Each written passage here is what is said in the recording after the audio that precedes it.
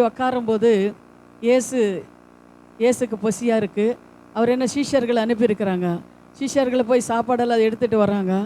ஆனால் சீஷர்கள் அந்த சமாரிய சீக்கிரட்டு இயேசு கிறிஸ்து பேசிக்கொண்டு இருக்கிறாரு. அவருக்கே கூப்பிடுறாங்க, ஆண்டவரே வந்து சாப்பிடுங்க அப்படின்னா அவர் என்ன சொல்கிறாரு? எங்களுக்கு நல்ல சாப்பாடு என்ன பண்ணியிருக்கிறாரு? ஆண்டவர் எனக்கு கொடுத்துருக்கிறார். அது சாப்பிட்டு நான் திருப்தியாகும் அப்படின்னு சொல்லியிருக்கிறாங்க. அதுபோல தான் நம்ம என்னன்னா என்ன சாப்பாடு அப்படின்னா அந்த சமாரிய ஸ்திரீக்கு ஆண்டவரை பற்றி சொல்கிறதா ஒரு பெரிய சாப்பாடு அவருக்கு. இன்னொரு இடத்துல எருசலேம் தேவாலயத்தில் உட்காந்துருக்கிறாரு. உன் தாய் உன் சகோதரிகளை வந்து உங்களை கூப்பிடுறாங்க அப்படின்னு சொல்லும்போது அவர் என்ன சொல்ற? யார் எனக்கு தாய், யார் எனக்கு சகோதரன்? என் பிதாவின் சித்தத்தை செய்கிறவன் தான் எனக்கு தாய் சகோதரன். அதுபோல தான். ஏன்னா அதோட சந்தோஷம் நமக்கு எதுவுமே இந்த உலகத்தில் இல்லை. சரிங்களா? ஒரு ஊழிக்காரலாக நம்ம அழிச்சிருக்கிறார் தேவனா ஆத்மகளுக்கு ஆத்மகளுக்கு சத்தியத்தை சொல்லி அவர் ஆதாயப்படுத்துறது இருக்கிற ஒரு சந்தோஷத்தோட வேறு எந்த சந்தோஷம் நம்மளுக்கு இருக்காது. ஏன்னா உங்கள் குடும்பங்களெல்லாம் ஆசீர்வதிக்கப்படணும், நீங்கள் எல்லாம் நல்லா இருக்கணும், தேவனை உங்களை ஆசீர்வதிக்கணும். அதுதான் எங்களுக்கு சந்தோஷம். ஹல்லேலூயா. நீங்கள் வந்து இங்கே சாட்சி சொல்லும் போதே ரொம்ப சந்தோஷம். நானே இப்படி சந்தோஷப்பட்டேன். ஏன்னா கர்த்தர் எவ்வளோ சந்தோஷப்படுவார் நினச்சி பாருங்கள். கர்த்தர் எவ்வளோ சந்தோஷப்படுவார். அதனால் சாட்சி சுப்புலிங்களாக நில்லுங்க. கர்த்தர் உங்களை ஆசீர்வதிப்பார். இப்போ நம்ம என்ன பண்ணலாம்?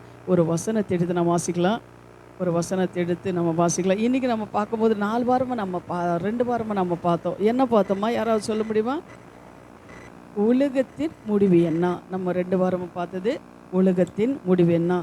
இயேசு கிறிஸ்துக்கிட்ட வந்து சிஷ்யர்கள் கேட்குறாங்க இல்லையா, ஆண்டவரே இந்த கடைசி காலத்தில் என்ன சம்பவிக்குதுன்னு சொல்லும்போது அவர் 11 காரியங்களை சொல்கிறாரு. அதெல்லாம் நம்ம 2 வாரமாக தியானித்தோம். இன்றைக்கி நம்ம பார்க்கும்போது இனி சம்பவிக்க போகிறது என்ன, இனி என்ன சம்பவிக்க போகிறது அப்படின்னு சொல்லி நம்ம பார்க்குறோம். இது 1 தெசலோனிக்கர் 4வது அதிகாரம் 16, 17. யாராவது வாசிங்க. 1 தெசலோனிக்கர் 4வது அதிகாரம் 16, 17. ஏனெனில் கர்த்தர் தாமே ஆரவாரத்தோடும் பிரதான தூதராகிய சத்தத்தோடும் தேவ எக்காலத்தோடும் வானத்திலிருந்து இறங்கி வருவார். அப்பொழுது கிறிஸ்துவுக்குள் மரித்தவர்கள் முதலாவது எழுந்திருப்பார்கள். பின்பு உயிரோடிருக்கும் நாமும் கர்த்தருக்கு எதிர்கொண்டு போக மேகங்கள் மேல் அவர்களோட கூட ஆகாயத்தில் எடுத்துக்கொள்ளப்பட்டு இவ்விதமாய் எப்பொழுதும் கர்த்தருடனே கூட இருப்போம். அல்லேலூயா, அல்லேலூயா. பாருங்க வசனம் என்ன சொல்லுது பாருங்க. அவர் ஏனெனில் கர்த்தர் தாமே ஆரவாரத்தோட பிரதான தூதர்களோட எக்கால சத்தத்தோட மறுபடி அவர் வருகிறார். இயேசு வருகிறார். நம்மளுக்கு எல்லாருக்கும் தெரியல, இயேசு மறுபடி வருகிறார். அவர் எப்படி வருவார் அப்படின்னு சொல்லும்போது தேவதூதர்கள், பிரதான ஆசிரியர்கள், பரிசுத்தவான்களோட அவர் என்ன பண்ணார்? வருகிறார். அவர் வரும்போது மரித்திருக்கிற பரிசுத்தவான்கள், மரித்து போன பரிசுத்தவான்கள் அவர் எழும்புறாங்க, உயிரோட எழும்புறாங்க. உயிரோடு இருக்கிற பரிசுத்தவான்கள் நம்ம என்ன பண்ணுறது? நம்மளை தேவன் என்ன பண்ணுறாரு? எடுத்துக்கொள்கிறார். நம்ம பார்க்குறோம். பரிசுத்தவான்கள் என்றால் யார்? யார் பரிசுத்தவான்கள்? ஆனால் நம்ம தான் பரிசுத்தவான்கள். நாம் தான் பரிசுத்தவான்கள். தேவ புலிகளானா நீயும் நான் தான் பரிசுத்தவான்கள். மரித்த பரிசுத்தவான்களும் உயிரோடு இருக்கிற பரிசுத்தவான்களும் தேவன் வரும்போது எடுத்துக்கொள்வார். உயிரோடு இருக்கிற பரிசுத்தவான்கள் எப்படி எடுத்துக்கொள்ளப்படுவார்கள் என்றால் மறுரூபமாக்கி, அவர் இதன் மாம்சத்தோட ரத்தத்தோட இல்லை, நம்மளை என்ன பண்ணுறாருன்னா மறுரூபமாக்கி, நம்ம சரீரம் இங்கே இருக்கும் ஆனால் நம்ம ஆவி அங்கே போயிடும். அப்படி என்ன பண்ணுறாருன்னா தேவன் நம்மளை எடுத்துக்கொள்வார். விசுவாசிக்கிறீங்களா? இயேசு கிறிஸ்து சொல்லியிருக்கிற ஒவ்வொரு காரியங்களும் நம்ம தேசத்தில் நடந்து கொண்டு இருக்கிறது, நம்ம பார்த்து கொண்டு இருக்கிறோம். இந்த உலகத்தில் முடிவு என்ன அப்படின்னு சொல்லி நம்மளுக்கு தெரியும். அதனால் இன்னொரு வசனம் கூட சொல்லப்பட்டிருக்கு பாருங்கள். சங்கீதம் 48:2 மகாராஜாவின் நகரமாகிய அந்த சியோனிலிருந்து கிறிஸ்து புறப்பட்டு வருவார். மகாராஜாவின் நகரத்திலிருந்து, பரலோகத்திலிருந்து கிறிஸ்து புறப்பட்டு வருகிறார் அப்படின்னு சொல்லி நாம் பார்க்குறோம். அல்லேலூயா. அதே போல தான் அவருடைய வருகை பிரதான தூதர்களும் எக்கால சத்தம் அறிவிக்கும். அப்பொழுது அவருடைய வருகையில் அப்பொழுது தேவனுடைய பிள்ளைகளெல்லாம் மிகுந்த மகிழ்ச்சியாக, சந்தோஷமாக, சமாதானமாக இருப்பார்கள். ஆண்டவரோட வருகைக்காக காத்திருக்கிற பிள்ளைங்களுக்கு அந்த சத்தத்தை கேட்கும்போது சமாதானம் சந்தோஷத்தோடு அவங்க இருப்பார்கள். ஆனால் கொஞ்சம் சிலர் சொல்லுவாங்க, நான் ஆண்டவர் இன்னும் கொஞ்சம் லேட்டாக வரட்டும், நான் இன்னும் ஆயுதமாகலை, எனக்கு இன்னும் உலகத்தில் கொஞ்சம் காரியங்கள் இருக்கிறது, வீடு கட்டணும், கார் வாங்கணும், பிள்ளைங்களை திருமணம் பண்ணணும், கேஸு கோர்ட்டு இருக்கிறது, இன்னும் நான் ஆண்டவர் கொடுத்த வேலை நான் இன்னும் செய்யலை, அதனால் இன்னும் கொஞ்சம் லேட்டாக வந்துச்சுன்னா நல்லா இருக்கும் அப்படின்னு சொல்லி நாம நினைக்கிறோம். நம்ம சிந்தனை அவ்வளோதான், நம்ம யோசனை அவ்வளோதான். ஆனால் அவர் வருவார் అని சொன்னால் வரும்போது அவரை தடுக்கிறதுக்கு எந்த ஒரு சக்தினாலும் முடியாது. தீர்க்கதரிசிகள் மூலமாக சொல்லப்பட்டிருக்கிற ஒவ்வொரு காரியங்களும் நடக்கும்போது அவர் கண்டிப்பாக அவர் வருவார். அவர் பிரதான ஆசர்களோடு தூதர்களோடு கேரோபின்கள் சேராபின்களை மத்தியத்தில் வாசம் பண்ணுகிற அந்த தேவாதி தேவன் அவர் என்ன பண்ணுறாருன்னா வருவார். வந்து பரிசுத்தவான்களால் அவர் என்ன பண்ணுறாரு, எடுத்துக்கொள்ளப்படுவார்.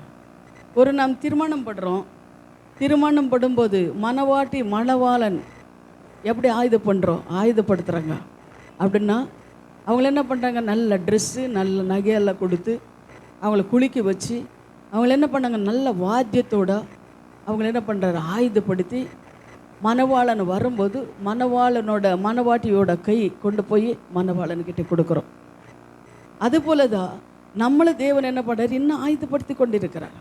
இன்னும் நீ ஆயுதமான என்ன, இன்னும் என்னை தேடு, இன்னும் என்னை நீ பரிசுத்தமாயிரு, உன்னை பேச்சு மாறட்டும், உன்னை ஜபம் மாறட்டும், உன்னை துதி மாறட்டும், உன்னை ஆராதனை மாறட்டும், உனக்குள்ளே இருக்கிற அந்த காரியங்கள் எல்லாம் விட்டு வெளுகட்டும், என்னை நீ தேடு, என்னை நீ கூப்பிடு அப்படின்னு சொல்லி இன்னும் அவர் என்ன பண்ணார், நம்மளை ஆயுதப்படுத்தி கொண்டு இருக்கிறார்.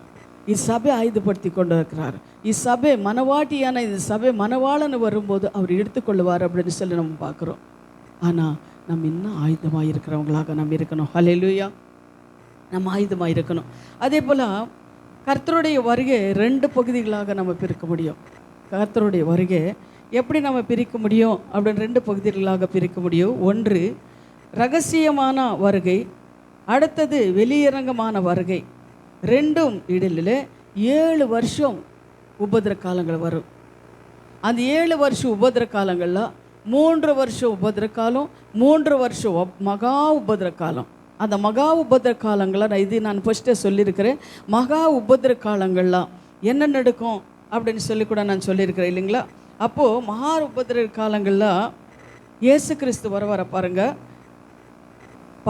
அவர் எப்படி வருவாரா, பராக்கிரமசாலியாக அவர் வருவார். உலகத்தின் நியாயாதிபதியாக இஸ்ராவேல் தேசத்தில் எருசலேமுக்கும் கிழக்கே உள்ள ஒலிவ மலையில் வந்து நிற்பாராம். அவர் என்ன பண்ணுறாரு, உலகத்திலே நியாயம் தீர்க்கிறவராக இருக்கிறார். நான் அடிக்கடி சொல்வேன், இப்போ அவர் நமக்கு யாராக இருக்கிறாரு, லாயராக இருக்கிறாரு. அவர் நமக்காக பிதா இடத்துல பரிந்து பேசி கொண்டு இருக்கிறாரு.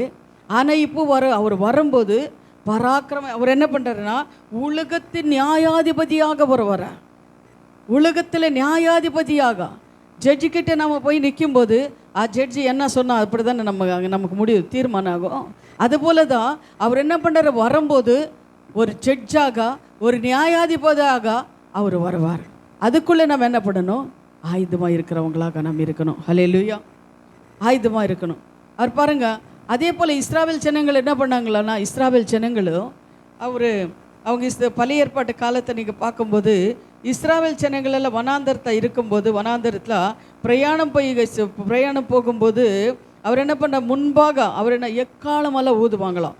எக்காலம் தொனிக்குமா. அப்பொழுது ஆசாரப்பு கூடாரத்து மேகஸ்தம்பம் மேலே எழும்பி அப்பொழுது ஜனங்கள் தங்கள் ஆயுதமாகி அப்போது அவர் என்ன போவாங்களாம். ஆசாரப்பு கூடாரத்தில் மகிமையின் மேகஸ்தம்பம் அது கூடாரத்து மேலே வருமா. அப்போ இவங்க எல்லாம் என்ன பண்ணாங்க, ஆயுதமாகி தேவனோட சித்தம் நமக்கு வெளிப்பட்டது, இதுதான் நம்மளுக்கு அடியாளம் அப்படின்னு சொல்லிட்டு அப்போ ஆயுதமாகி வேறு இடங்களுக்கெல்லாம் போய் தங்குவாங்களாம். அதுபோல தான் தேவனோட வருகை வர்றதுக்கு முன்னாடி என்னென்ன காரியங்கள் நடக்கும்னு சொல்லி தேவன் நம்மளுக்கு முதலாக சொல்லியிருக்கிறாரு. அதுக்கு எதுக்குன்னா நம்ம சித்தமாக இருக்கணும். நம்ம ஆயுதமாக இருக்கிறதுக்காக தான் ஒவ்வொரு காரியங்களும் தேவன் நம்மளுக்கு வெளிப்படுத்தியிருக்கிறார். சரிங்களா. அதுபோல தான் ஒரு மணவாளன் வர்றதுக்கு முன்னாடி எப்படி ஆயுதப்படுத்தி கொண்டு போகிறாரோ எப்படி அவங்களுக்கு சந்தோஷம் மனவாட்டிக்கு மலவானுக்கு எத்தனை நாள் சந்தோஷம் இருக்கும்? நல்ல ஒரு லவ் பண்ணி மேரேஜ் பண்ணிக்கினா அவங்களுக்கு எப்படி இருக்கும்? அந்த திருமணம் நடக்கும்போது சந்தோஷமாக இருப்பாங்க இல்லையா? அதுபோல தான் அந்த மனவாட்டி ஆயுதப்படுத்தி மணவாளன் வரும்போது ஒரு சந்தோஷமாக அந்த பிள்ளைங்களை என்ன பண்ணுவாங்க? சந்தோஷமாக சமாதானத்தோடு அவங்க என்ன பண்ண பரலோகத்துக்கு ஏறி போவாங்களா? அதுபோல தான் ஆண்டவர் வரும்போது நீயும் நானும் எங்கே இருக்கேன்னா பரலோக தேவனுக்கு முன்பாக நம்ம போய் நிற்கிறவங்களாக இருக்கணும். ஹல்லேலூயா. அதோட சந்தோஷம் இந்த உலகத்தில் நம்மளுக்கு ஏதாவது இருக்கிறதா? ஆனால் இந்த உலகத்தில் எத்தனை வருஷம் வாழ்ந்தாலும் ஒரு நாள் நம்ம போகணும். ஆனால் அந்த வருகைக்கு நம்ம ஆயுதமாக இருக்கணும். அதனால தான் தேவ பிள்ளைகள் என்ன பண்ணுங்க, எக்கால சத்தம் எப்போ துணிக்குமோன்னு சொல்லி உங்கள் காதுகள் எல்லாம் என்ன பண்ணணும்? தேவனை நோக்கி கொண்டே இருக்கணும். உங்கள் காதுகள் எப்பொழுது தெரிந்தவர்களாக இருக்கணும். எப்போ ஆண்டவரோட வராரோ, ஆண்டவரோட இக்காலம் எப்போ வருமோ அப்படின்னு சொல்லி என்ன பண்ணணும்னா, கிறிஸ்தவங்களாக நீங்களும் நானும் ஆண்டவரோட சத்தத்துக்காக காத்திருக்கிறவங்களாக நாம் இருக்கணும். அப்படி கிறிஸ்துவனோட வருகை வரும்போது கூட எக்காலம் துணிக்கும். பரிசுத்தவான்கள் தேவதூதர்கள் எல்லாம் அவரோட வருவார்கள். அங்கே நாமளும் போவோம். அல்லேலூயா. அதே போல தான் அதுக்கு முன்னாடி நம்ம என்ன பண்ணணும்னா, எபேசியர் 5வது அதிகாரம் 27வது வசனம் வாசிங்க. அதுக்கு முன்னாடி நம்ம எப்படி இருக்கணும், என்ன செஞ்சால் அவரோட நம்ம போக முடியும், என்னென்ன விட வேண்டியது இருக்கிறது, நம்மக்கிட்ட என்னென்ன காரியம் இருக்கிறது, அதில் என்னென்ன விட வேண்டி இருக்கிறது, அது படிங்க. கரைத்திரை முதலானவைகள் ஒன்றும் இல்லாமல் படிங்க. பரிசுத்தமும் பிழையற்றதுமான மகிமையுள்ள சபையாக எப்படி இருக்கணுமா? மகிமையுள்ள ஒரு சபையாக. யாரு சபை அப்படின்னா பில்டிங்கு கிடையாது சபை. நீயும் நான் தான் சபை. நீயும் நான் தான் எப்படி இருக்கணுமா? மகிமையற்ற ஒரு சபையாக அதை தமக்கு முன் நிறுத்திக் கொள்வதற்கும் தம்மை தாமே அதற்காக ஒப்பு கொடுத்தார். ஒப்பு கொடுத்தார். நம்ம கரையற்றதும் முதலானவைகளாக நம்ம என்ன பண்ண பரிசுத்தமாக இருக்கணும்னா, நம்ம கிட்ட இருக்கிற சுபாவங்கள் எல்லாம் நம்ம விட்டு விலகணும். ஒவ்வொரு நாளும் நம்ம தேவனுக்காக வாழ்கிறவங்களாக இருக்கணும். தேவனோட பாதத்தில் நம்ம இருக்கிறவங்களாக நம்ம இருக்கணும். அவர் முகத்தை தேடுறவங்களாக நம்ம இருக்கணும். அவர் கற்பனையில் கை கொண்டு நடக்கிறவங்களாக நம்ம இருக்கணும். அப்படி இருக்கும்போது தான் நம்ம தேவனுக்கிட்ட நம்ம போய் சேர முடியும். ஹல்லேலூயா. ஒரு தாய் தகப்பனுக்கு ஒரு பிள்ளை இருக்கிறாங்கன்னு வச்சுக்கோங்க. அந்த பிள்ளைங்க எத்தனை நாள் நீங்கள் வளர்ப்பீங்க?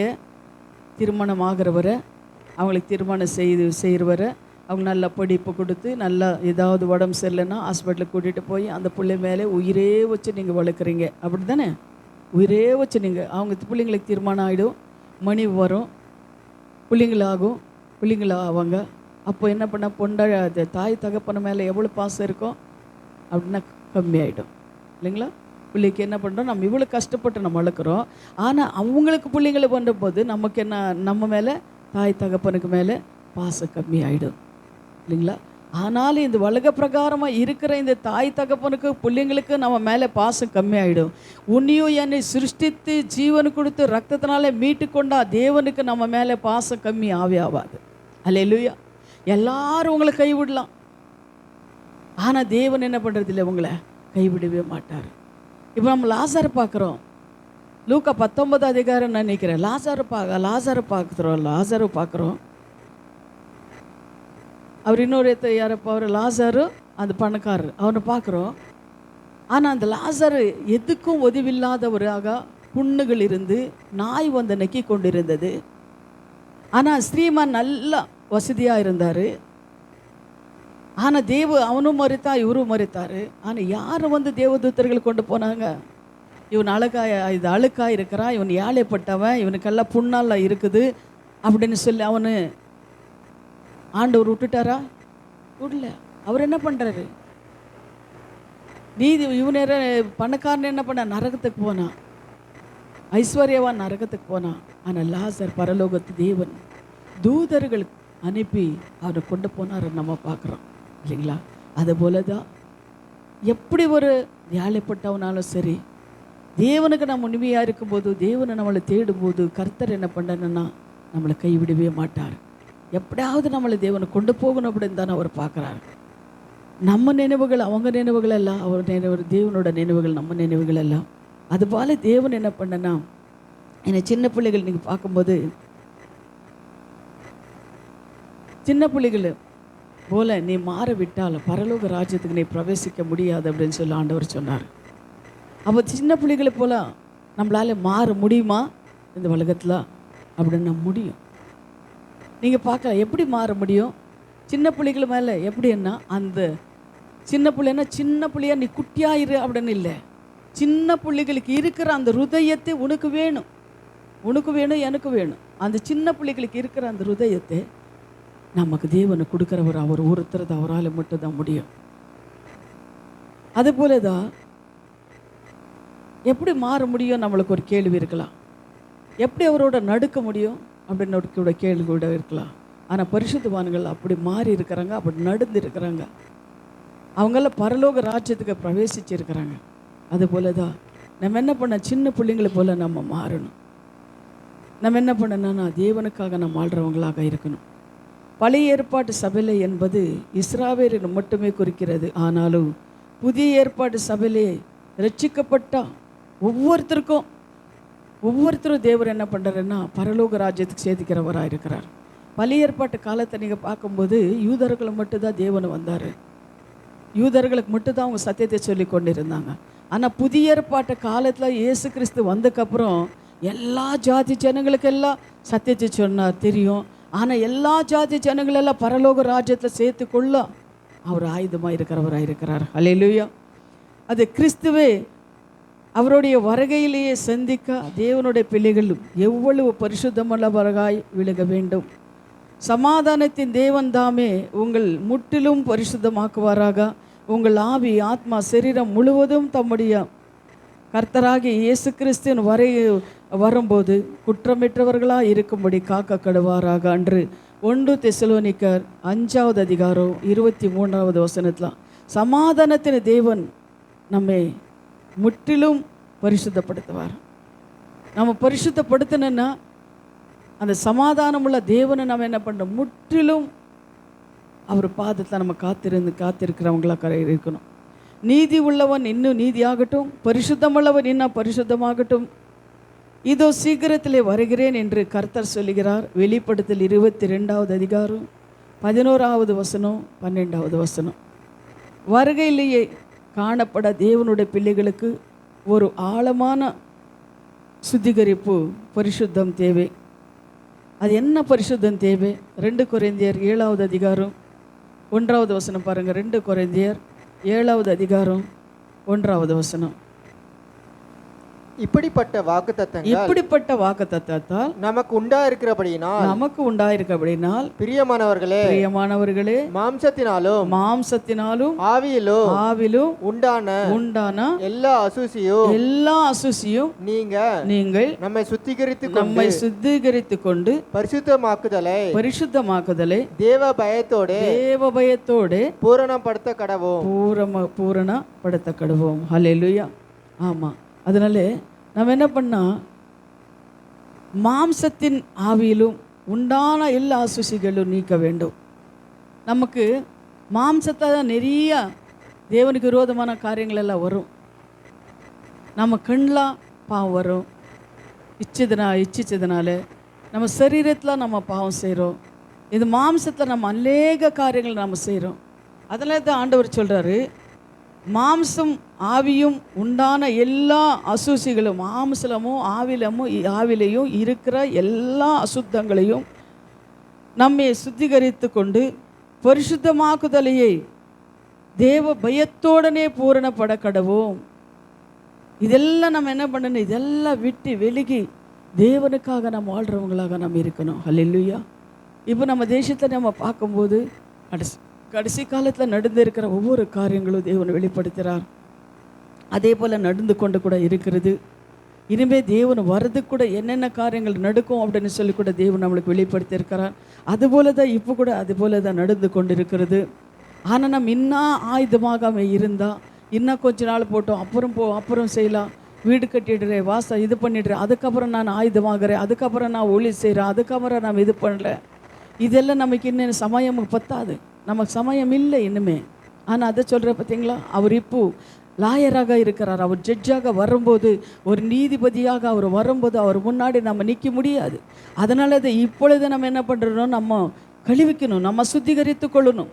இன்னும் அவரை தேடுறவங்களாக இருக்கணும். இன்னும் அவருக்காக நம்ம என்ன செய்யணும், அவர் பாதத்தில் உபாசம் இருந்து ஜெபிக்கிறவங்களாக இருக்கணும். எனக்கு ஒரு ஆசை என்னென்னா, நம்ம சபையோர் எல்லாரும் சேர்ந்து ஒரு நாள் உபாசம் இருந்து ஜெபிக்கணும்னு எனக்கு ஆசை. சபையோர் எல்லாரும் சேர்ந்து உபாசம் இல்லாமல் சித்திரம் ஜெயிக்க முடியாது. உபாசம் இல்லாமல் நம்ம என்ன பண்ண ரட்சிக்கப்பட முடியாது. உபாசம் இல்லாமல் நீ அபிஷேகம் பெற்றுக்கொள்ள முடியாது.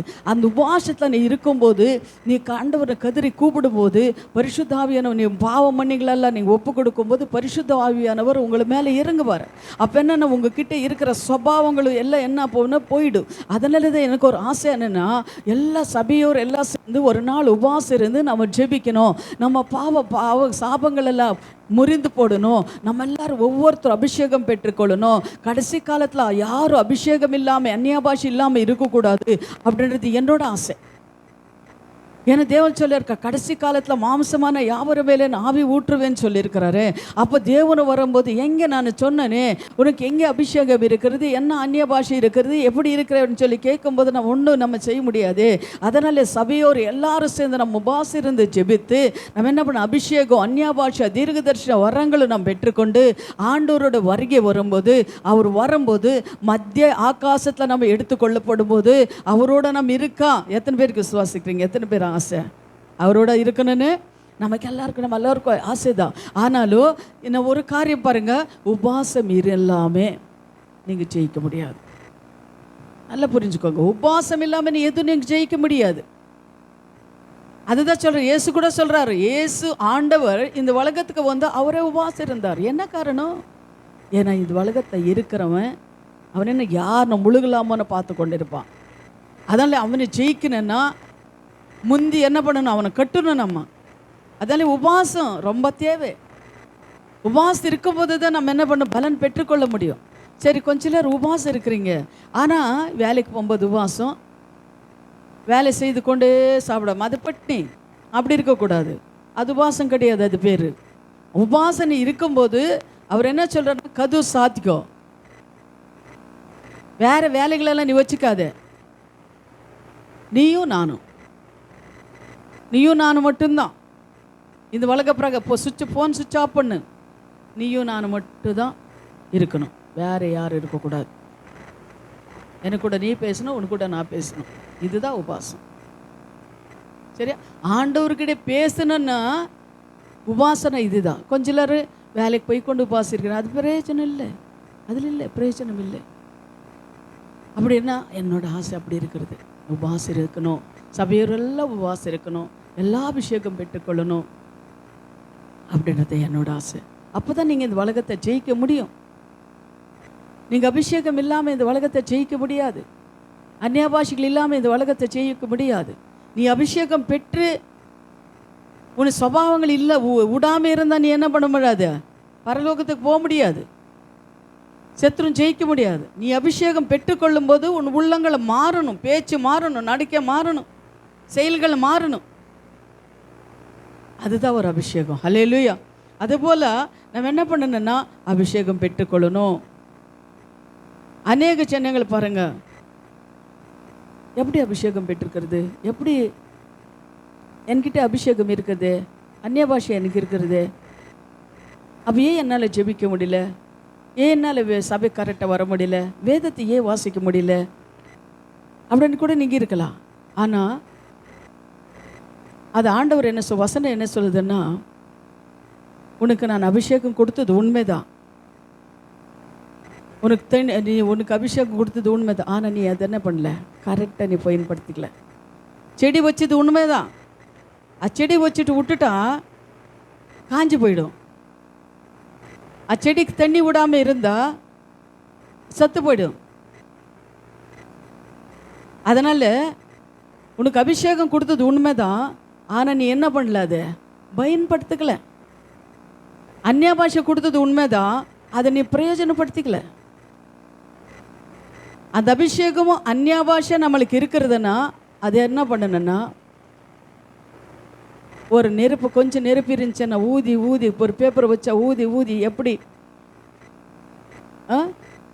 நெருப்பாக்குறோமோ அதுபோல தான் நமக்கு இருக்கிற அந்த அபிஷேகம் அந்நிய பாஷைகளும் அப்படின்றது நம்ம ஜெபம் பண்ணி பண்ணி வேதத்தை வாசித்து வாசித்து அதில் நம்ம என்ன பண்ணணும்?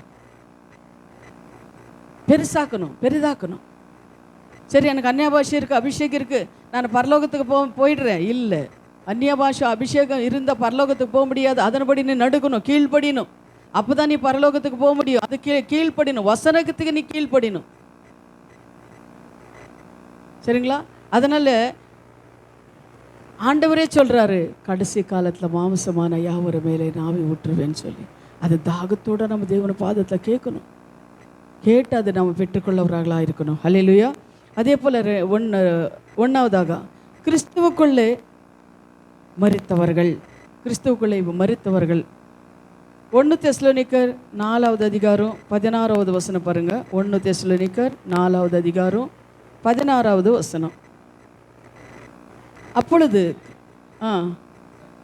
கர்த்தர் தாமே ஆரவாரத்தோடும் தேவ எக்காலத்தோடும் வானத்திலிருந்து இறங்கி வருவார். அப்பொழுது இது பாருங்க, இது அப்பொழுது கிறிஸ்துவுக்குள் மரித்தவர்கள் முதலாவதாக எழுந்திருப்பார்கள். அதே 1 தெசலோனிக்கர் 4:15 படிச்சிங்களா? அது படிங்க. கர்த்தருடைய வருகை மட்டும் உயிரோடு கர்த்தருடைய வார்த்தை முன்னிட்டு நாங்கள் உங்களுக்கு சொல்லுகிறதாவது 4:15 4:15 1 தெசலோனிக்கர் 4:15 கர்த்தருடைய வருகை மட்டும் உயிரோடு இருக்கும் நாம் நித்திரை அடைந்தவர்களுக்கு முந்திக் கொள்வதில்லை. ஹல்லேலூயா. பாருங்க, அப்பொழுது கிறிஸ்துவில் மரித்திருக்கவர்கள் முதலாவதாக எழுந்துவார்கள். இப்போ அடக்கம் பண்ணிட்டு இருப்பாங்க. எத்தனோ வருஷம், 100 வருஷமானாலும் சரி அடக்கம் பண்ணிட்டு இருப்பாங்க. அவங்கெல்லாம் மறுபடியும் எப்படி நித்திரை எழும்புவாங்க அப்படின்னு சொல்லி நம்ம பார்க்கும்போது, எஜேக்கியல் 35 படிச்சிருக்கீங்களா? அதெல்லாம் தெரியும், ஆனால் வீட்டில் போய் படிங்க. அதில் என்ன ஆகுதுன்னா, எஜேக்கியலுக்கு சொல்கிறாரு, நீ என்ன பண்ணு, நீ பள்ளத்தாக்குக்கு போ, அங்கே எலும்புகளெல்லாம் இருக்கும். அவங்க என்ன, நீ என்ன பண்ண, உயிர் கொடு அப்படின்னு சொல்கிறாரு. அது நடுக்காதா?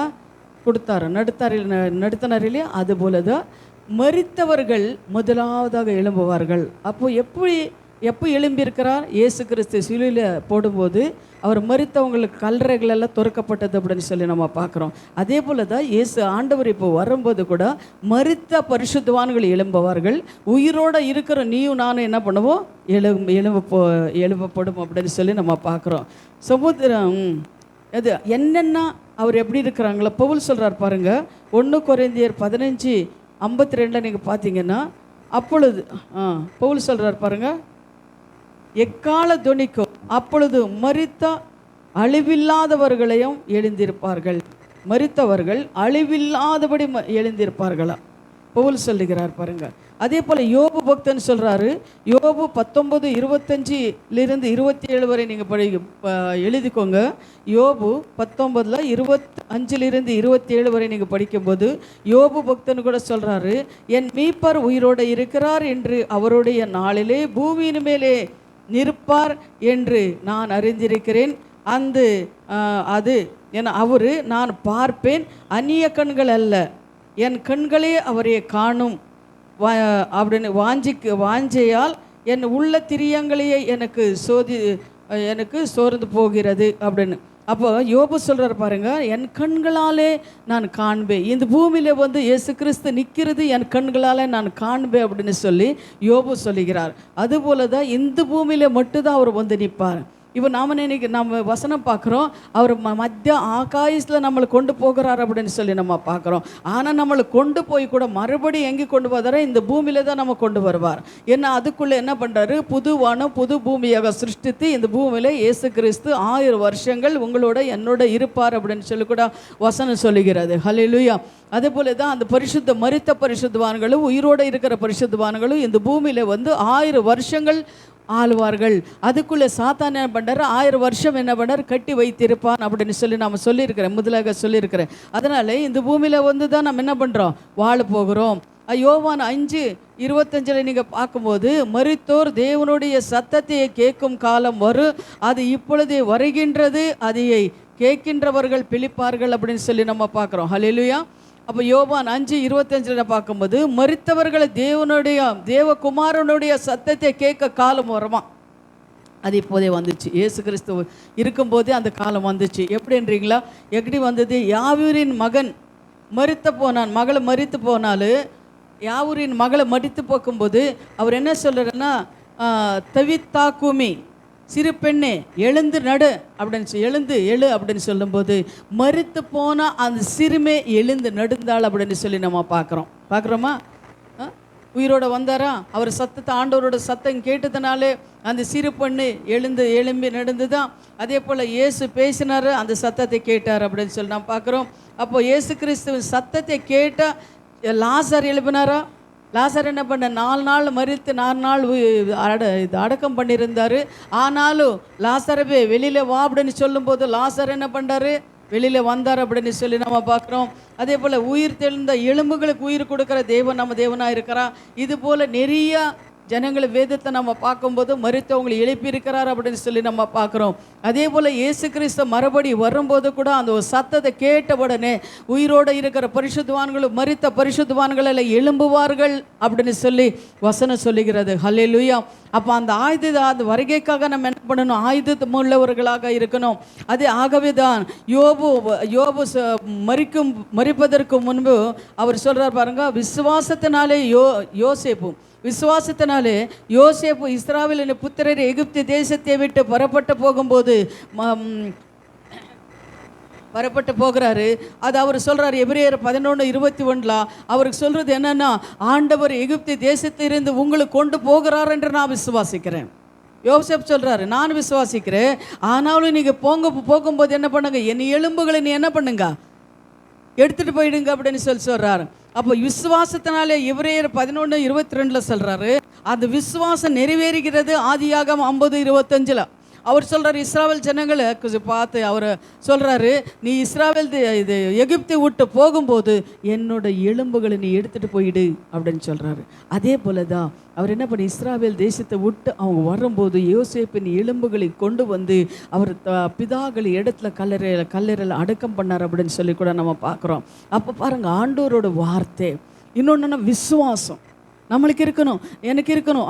நான் ஆண்டவர்கிட்ட கேட்குறது, ஆண்டவரே பரிசுத்தவான்கள் மரணம் எனக்கு கொடுங்க, பரிசுத்தவான்கள் மரணம். ஒருத்தர் சொன்னார் என்னென்னா, ஒரு சபையில் ஒரு ஊழிக்காரன் என்ன பண்ணாராம், அப்படியே ஆராதனை பண்ணி மெசேஜ் எல்லாம் கொடுத்து அவர் என்ன பண்ணுறாருன்னா, நான் கடைசியில் நாத்மாவே கர்த்தரை ஸ்தோத்ரி அப்படின்னு சொல்லும்போது ஒரு பாஸ்டர் அசிஸ்டண்ட் பாஸ்டரை கூப்பிட்டு சொன்னாராம், இது லாஸ்ட் ஜபம் நீ நடத்தப்பா அப்படின்னு சொல்லி சும்மா சேரில் உக்காந்துருக்கார். அவ்வளோதான். இந்த பாஸ்டர் அசிஸ்டண்ட் பாஸ்டர் நான் ஆத்மாவே கர்த்தரை ஸ்தோத்ரி அப்படின்னு சொல்லி ஜபம் முடிஞ்சுக்கப்புறம் திரும்பி பார்த்தேன், சரி பாஸ்டர் போகலாம் அப்படின்னு சொல்லி இப்படி கைப்பிடிச்சா இல்லை, கைப்பிடிச்சா இல்லை. அது எப்படிப்பட்ட மரணம்? பரிசுத்தவான்களை மரணம். அல்லேலூயா. எத்தனை பேருக்கு இது மரணம் விரும்புகிறோம் இல்லையா? நமக்கு எல்லாருக்கும் இது மாதிரி இருக்கணும்னு தரேன். ஆனால் நான் அந்த கேள்விப்பட்ட பேர் நான் நினைக்கிறது என்னென்னு தெரியுமா? ஆனால் ஃபஸ்ட்லேருந்தே ஜெபிக்கிறேன், பரிசுத்தவான்கள் மரணம் ஆண்டவரே எனக்கு நீர் கொடுங்க. ஆனால் கொஞ்சம் சிலர் என்ன பயப்படுவோம். மரணம்னால யாருக்காவது சந்தோஷம் இருக்கா? பயம். ஆனாலும் தேவ பிள்ளைங்களுக்கு அந்த பயம் கிடையாது. நிறைய பேர் நீங்கள் பார்க்கும்போது, இப்போ கூட நான் போன வாரம் சொன்னேன் இல்லைங்களா, ஒரு சகோதரி மரித்து போனாங்க. ஆனால் அந்த சகோதரி ஹாஸ்பிட்டலில் இருக்கிறதா, அவன் கணவர்கிட்ட கேட்குதா, எங்கே ஆராதனை நடந்துட்டுருக்குது, இது எந்த இடம், எங்கே ஆராதனை நடந்துட்டுருக்குறது, நல்ல சத்தம், எனக்கு பாட்டு சத்தம் கேட்குது, ஆராதனை நடக்குது. கணவர்கிட்ட கேட்குதா? கணவர் சொன்னார், இல்லைம்மா இது ஹாஸ்பிட்டலம்மா, இங்கே அங்கே ஆராதனை நடக்குது அப்படின்னா. இல்லை, எனக்கு நல்லா கேட்குது, ஆராதனை நல்லா குதிச்சு டான்ஸ் ஆடி ஆண்டவரை துதித்து கொண்டிருக்கிறாங்க. ஆனால் எது நான் சொல்கிறேன்னா, பரிசுத்தவான்களுக்கு தேவன் இதெல்லாம் வெளிப்படுத்துகிறார். மரிக்கிறதுக்கு முன்னாடி இந்த காரியங்களெல்லாம் தேவன் வெளிப்படுத்துவார். ஒரு சகோதரன் எங்களுக்கு தெரிஞ்சவங்க, எங்கள் சம்பதி தான். அந்த சகோதரன் என்ன பண்ண, மரிக்கிறதுக்கு முன்னாடி நாள் ராத்திரி அவர் என்ன பண்ணியிருக்காருன்னா, போய் குளிச்சுட்டு வந்தார். அவரே போய் குளிச்சுட்டு வந்தார். அப்போ எனக்கு வாட்சிரு, அந்த தங்க வாட்சு, தங்க செயின், மோதிரம், சூட்டு கோட்டு எல்லாம் எடுத்துகிட்டு வாங்க, நான் போட்டுக்கணும் அப்படின்னாரா. அப்போ என்னப்பா இவ்வளோ ராத்திரியில் என்னப்பா சூட்டு கோட்டை எல்லாம் போட்டுட்டு நீ போகிறேன் அப்படின்னாங்களே. இல்லைம்மா எடுத்துகிட்டு வா, நான் போகிறேன். அப்போ போய் அவர் குளிச்சுட்டு வந்து, அவரே குளிச்சுட்டு வந்து அந்த மோதிரம், சூட்டு கோட்டு, தங்கு வாட்சு, செயின் எல்லாம் போட்டுக்கிட்டு மருமகளை காப்பி கேட்டாரா? மருமகளை காப்பி எடுத்துகிட்டு வந்து கொடுத்துச்சா? சரிம்மா நீ போய் படுத்துக்கோ அப்படின்னாரா? இல்லைப்பா, என்னப்பா இவ்வளோ ராத்திரில நீ ரெடி ஆகிட்டு இருக்கிறியே? எங்கள் சின்ன மருமகளோட அப்பா, இவ்வளோ ராத்திரில நீங்கள் எதுக்கப்பா இதெல்லாம் போட்டு ரெடி இருக்கிறீங்க? யார் டிரைவர் வந்திருக்காங்களா? யாராவது கூட்டி போவாங்களா? எங்கே போவீங்க? அப்படி இல்லைம்மா, என் ஆண்டவர் கூப்பிட்றாருமா, நான் அங்கே போகிறேம்மா. இருக்கிறது நீங்கள் என்ன பண்ணுங்க, எல்லாம் கொஞ்சம் கொஞ்சம் எடுத்துக்கோங்க. அந்த வீடு அவங்களுக்கு கொடுத்துட்டு, இந்த வீடு வந்து கொடுத்துட்டு, இந்த தோட்டம் இவங்களுக்கு கொடுத்துட்டு சண்டை போட்டுக்காதீங்க, என் ஆண்டவர் கூப்பிடுறாரு, நானே போகிறேன். நம்ப முடியுமா? இது நம்ப முடியுமா? லாஸ்ட்டில் என்ன பண்ணார்? என்ன அப்பா அவங்க அந்த அம்மா என்ன பண்ணியிருக்கு, என்ன அப்பா இப்படியெல்லாம் பேசுகிறாரு அப்படின்னு சொல்லி புருஷனை கூப்பிட்டு, ஒரே ஒரு மகன் தான் இங்கே இருக்கிறான், மற்றதெல்லாம் வெளிநாட்டில் இருக்கிறான். அப்போ அவன் கூப்பிடும்போது என்னப்பா அப்படின்னா, இல்லைப்பா என் ஆண்டவர் கூப்பிட்டுறப்பா, நான் போகிறேன், எனக்கு எந்த டிஸ்டர்ப் பண்ணாதீங்க, நீங்கள் போய் படுத்துக்கோங்க. அவங்க சரி சரி அப்பா எதுவும் வளர்றாரு அப்படின்னு சொல்லிட்டு அவங்க என்ன போய் படுத்துருக்குறாங்க. ஆனால் காலையில் வந்து பார்க்குறாங்க, இல்லைப்பா எப்படி மாப்பிள்ளை மாதிரி படுத்திருக்கார். நானும் போயிருந்தேன் அடக்கம் பண்ணுறதுக்கு. ஹல்லேலூயா. மாப்பிள்ளை மாதிரி ட்ரெஸ்ஸு, தங்க வாட்சு, டை, சூட்டு கோட்டு, ஷூ, அப்படியே என்ன பண்ண அந்த பெட்டியில் வச்சுருக்குறாங்க. நான் போய் என்ன ஆச்சரியப்பட்டேன். நான் தூங்குற மாதிரி இருக்கிறாங்க. அதுபோல தான் நான் என்ன சொல்கிறேன், பரிசுத்தவான்களை மரணம் இப்படி இருக்கும். அப்போ நீங்கள் நினைக்கலாம், ஏன்ட்டி பரிசுத்தவான்கள் ஊழிக்காரங்களுக்கு வியாதிகளெல்லாம் வருதே? வரும், வியாதிகள் வரும். டிஜிஎஸ் தினகரன் பார்த்தோம், அவர் தீர்க்கதர்ஷி. ஆனால் அவர் என்ன பண்ண, ஹாஸ்பிட்டலில் இருந்து மரித்தார். அது நம்ம குறை சொல்ல முடியாது. அவருக்கு வரும், ஏன்னா மனுஷன் இல்லையாம்மா, வரும். ஆனால் நம்ம கேட்க வேண்டியது, ஆண்டவர்கிட்ட கேட்கறது, ஆண்டவரே எனக்கு பரிசுத்தவான்கள் மரணம். ஹாஸ்பிட்டலுக்கோ அங்கேயோ இங்கேயோ போய் நான் இது கொண்டு சான்னு சொல்லி நான் இருக்காமே, தேவனே யாருக்கும் நான் பாரமாக இருக்காமே, பரிசுத்தவான்களை மரணம் எனக்கு நீர் கொடுங்க ஆண்டவர் அப்படின்னு சொல்லி நாம் இப்பிருந்து நீங்கள் என்ன பண்ணுங்க, இது ஜபத்தில் வச்சுக்கோங்க. இப்பிருந்து நீங்கள் புத்திசாலை நீங்கள் ஜபம் பண்ணுங்க. ஆண்டவரை நீங்கள் வரும்போது நீர் ஆண்டவரை என்னை எடுத்துக்கொள்ளுங்கப்பா. இன்னொரு காரியம், வெளிப்படுத்தல் 20 நான் சொல்லியிருக்கேன் இல்லையா, வெளிப்படுத்தல் 20வது வசனத்தை நீங்கள் பார்க்கும்போது இதில் ஜீவ கிரந்தத்தை பேர் இல்லாதவனு யார் இதுக்கு எனக்கு போக முடியாது, பரலோகத்துக்கு போக முடியாதான். வெளிப்படுத்தல் 20:15 நினைக்கிறேன். ஜீவ கிரந்தத்தில் இல்லாத பேர் இல்லாமல் இருந்தால் பரலோகத்துக்கு போக முடியாது. அப்போ ஜீவ கிரந்தத்தில் நம்ம பேர் இருக்கணும்னா பாருங்க, 20:12 இல்லைப்பா, 17 நினைக்கிறேன், 17 நினைக்கிறேன் பாரு.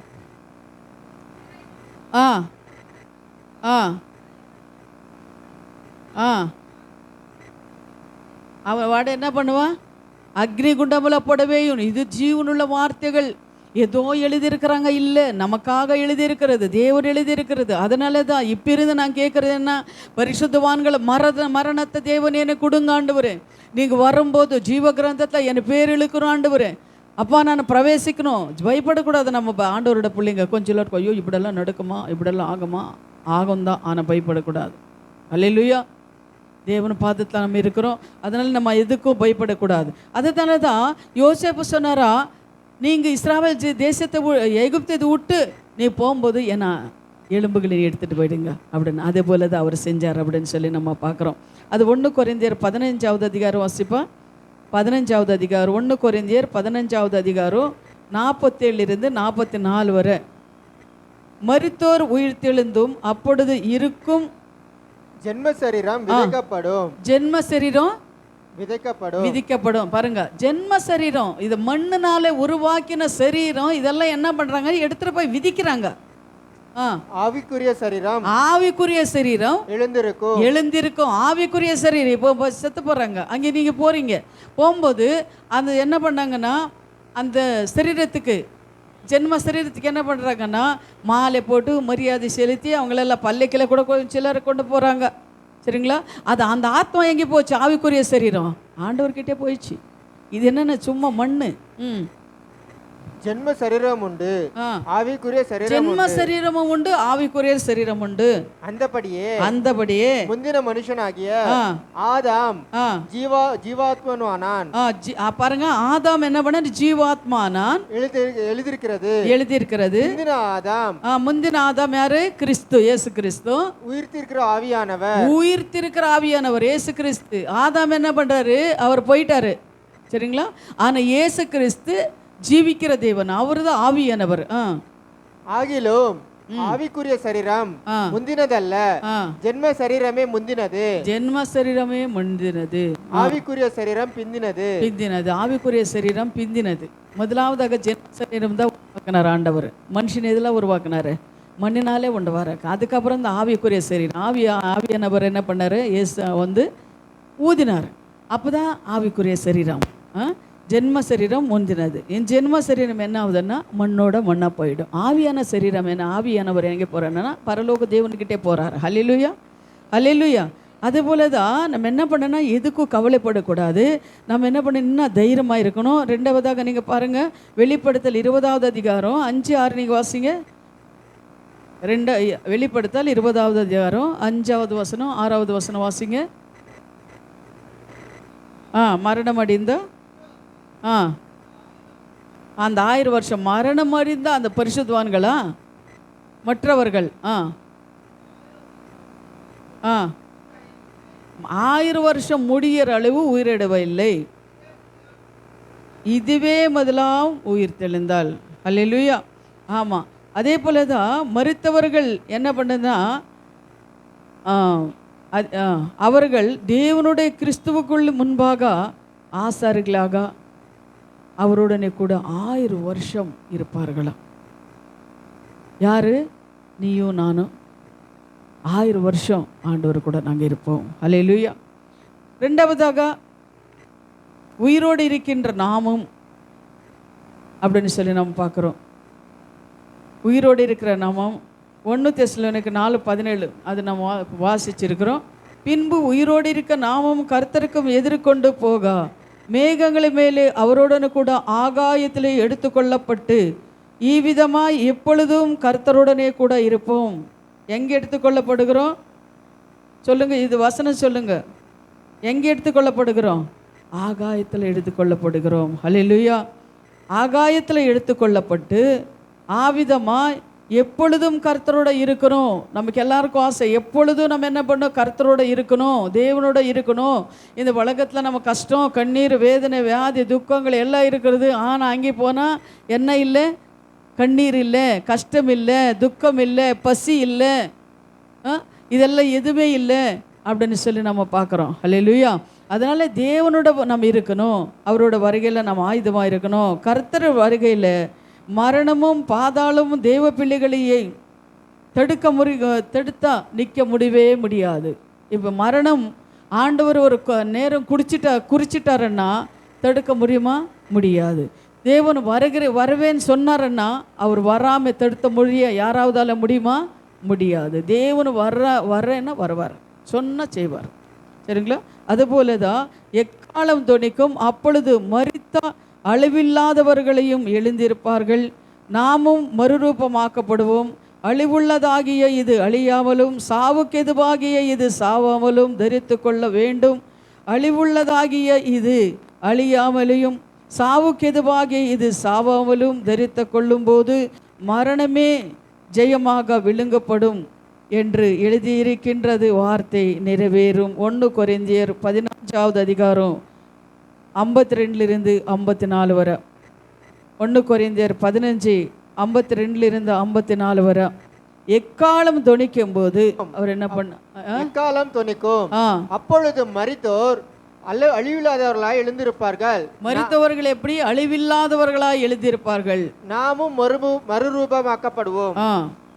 அழிவுள்ளதாகிய இது அழியாமையையும் சாவுக்கு எதுவாகிய இது சாவாமையும் தெரிந்து கொள்ள வேண்டும். ஆமென். எப்படி பாருங்க, சாவுக்கு எதுவான எதையும் சாவாமலே இருக்கும். 1 கொரிந்தியர் 15:51 நீங்கள் பார்க்கும்போது அவருடைய வருகை எக்கால சத்தம் தொனிக்கும் போது நாம் ஒருவருடைய சரீரமும் பெரிய மாறுதல் ஏற்படுமா? அது எப்படின்னா ஒரு நிமிஷத்திலே ஒரு அமைப்பொழுதிலும் நாம் எல்லோரும் மறுரூபமாக்கப்படுவோம். அல்லேலூயா. ஒரு நிமிஷத்தில் அவரோட வருகை வரும்போது ஒரு நிமிப்பொழுவில் நம்ம மறுரூபம் ஆக்கப்படுவோம் அப்படின்னு சொல்லி பார்க்குறோம். இப்போ பார்த்தீங்க, ஒரே ஒரு நிமிஷத்தில் இப்போ நம்ம சரீரம் இதெல்லாம் என்ன ஆகுது, இங்கே இருக்குது, இங்கே விட்டுட்டு நம்ம ஆத்மா மட்டும் தேவன் என்ன பண்ணுறாரு, கொண்டு போயிடுகிறாரு. அதே ஒரே ஒரு நிமிஷம் ஒரு நிலை போலில் நம்மளை என்ன பண்ணுறாரு, தேவனை மாற்றி இருக்கிறார். மறுரூபமாக்கப்பட்டா என்ன மண்ணான சரீரம் மண்ணுக்கும் தேவனுடைய மகிமையும் சரீரத்தையே பெற்றுக்கொள்வதே ஆகும். மண்ணான சரீரம் மண்ணுக்குள்ளே போயிடும், தேவனோட சரீரம் தேவனுக்கிட்ட போயிருக்கும்.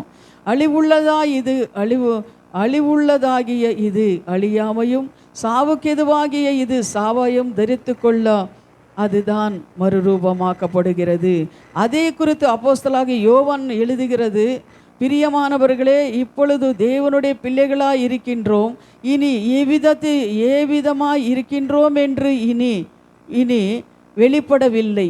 ஆகிலும் அவரை வெளிப்படும் போது அவரை இருக்கின்ற வண்ணமாகவே நாம் அவரை தரிப்பதினாலே அவருக்கு ஒப்பாயிருக்கின்றோம் என்று அறிந்திருக்கிறோம். 1 யோவான் 3:2 நீங்கள் பார்க்கும்போது அவர் என்ன எப்படி இன்னுமே நாம் இருக்கிறோம் தெரியாது, ஆனால் அவர் எப்படி இருக்கிறாரோ அதுபோல தான் நாம் இருப்போம் அப்படின்னு சொல்லி 1 யோவான் 3:2 சொல்லப்பட்டிருக்கிறது. நாம் கர்த்தருடைய வருகையிலே அவருடைய எதிர்கொண்டு போகும்போது இயேசு கிறிஸ்துவை கண்குள்ளே காணுகின்றோம். இயேசு கிறிஸ்துவ என்ன பண்ணுறோம், நம்ம அப்படி வருகையில் போகும்போது இயேசு கிறிஸ்துவை பார்க்குறோம், பிரதான தூதர்களை பார்க்குறோம், கேரோபின்கள் சேராபின்களை பார்க்குறோம், பரிசுத்தவான்களை எல்லாம் நம்ம பார்க்குறோம். அவரோட நம்ம என்ன பண்ணுறோம், அவரை பார்த்து அவரோட சந்தோஷமாக நம்ம இருக்க முடியும். எவ்வளோ சந்தோஷம், சமாதானம் பாருங்கள். அல்லேலூயா. அதுபோல தான் நம்ம என்ன பண்ணணும், தேவனோட வருகை காய்து முறுக்கிறவராக இருக்கணும். கடைசியில் பிலிப்பியர் 4:8 வாசிங்க. பிலிப்பியர் 4:8 வாசிங்க. பிலிப்பியர் 4:8 கடைசியாக சகோதரரே உண்மையுள்ளவைகள் எவைகளோ ஒழுக்கமுள்ளவைகள் எவைகளோ நீதி உள்ளவைகள் எவைகளோ கற்புள்ளவைகள் எவைகளோ அன்புள்ளவைகள் எவைகளோ நற்கீர்த்தியுள்ளவைகள் எவைகளோ புண்ணியம் எதுவோ புகழ் எதுவோ அவைகளே சிந்தித்துக் கொள்ளுங்க. நல்ல கவனமா இது படிங்க. இன்னொரு வாட்டி படி. இது கடைசியாக சகோதரரே உண்மையுள்ளவைகள் எவைகளோ உண்மையுள்ளவைகள் இந்த உலகத்துல வாடுறதுக்கு பரலோகத்துக்கு போறதுக்கு உண்மை எது, ஒழுக்கமுள்ளவைகள் ஒழுக்கம் எது, ஒழுக்கம் எப்படி இருந்தா நம்ம போக முடியும், நீதி உள்ளவைகள் நீதி எப்படி நம்ம நீதியோட இருக்கணும், நீதி நியாயம் இருந்தால் தானே நம்ம போக முடியும்.